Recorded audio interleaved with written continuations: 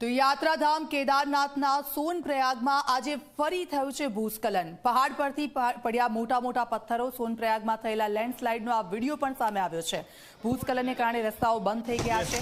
ગયા અઠવાડિયે સોનપ્રયાગમાં થયેલા ભૂસ્ખલનને કારણે ખૂબ જ હાલાકી પડી હતી। રસ્તાઓ બંધ થઈ જતા અનેક લોકો ત્યાં ફસાઈ ગયા હતા। તો કેદારનાથ જતા યાત્રિકો ફસાતા તેમનું હેલિકોપ્ટરથી રેસ્ક્યુ કરવાની ફરજ પડી હતી। આપ જુઓ આ દ્રશ્યો અમે કેદારનાથના આપને બતાવી રહ્યા છે। જે લેન્ડસ્લાઇડ થયું તેનો વિડીયો વાયરલ થઈ રહ્યો છે। ગયા અઠવાડિયે સોનપ્રયાગમાં થયેલા ભૂસ્ખલનને કારણે ખૂબ જ હાલાકી પડી રહી હતી। રસ્તાઓ બંધ થઈ જતા અનેક યાત્રિકો ફસાયા હતા અને કેટલાક વિડીયો પણ આ સામે આવ્યા હતા। ત્યારે આજે ફરી એકવાર ભૂસ્ખલન થયાના દ્રશ્યો સામે આવ્યા છે। જોકે કોઈ જાનમાલનું નુકસાન નથી થયું।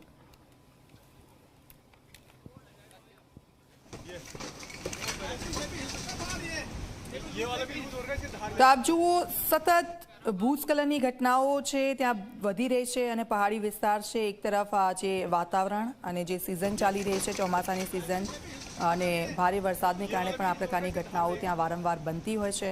સોનપ્રયાગમાં 2 ઓગસ્ટ 2024 કે ત્યારે જે ભૂસ્ખલન થયું હતું જે નદીઓનું જળસ્તર સતત વધી ગયો હતો અને ત્યારબાદ 8 ઓગસ્ટની પરિસ્થિતિ શું છે કેદારનાથ ધામે જે યાત્રિકો ગયા છે તે લોકોમાં પણ આ જે સ્થિતિ છે તેને લઈને ફફડાટ છે, ભય જોવા મળી રહ્યો છે।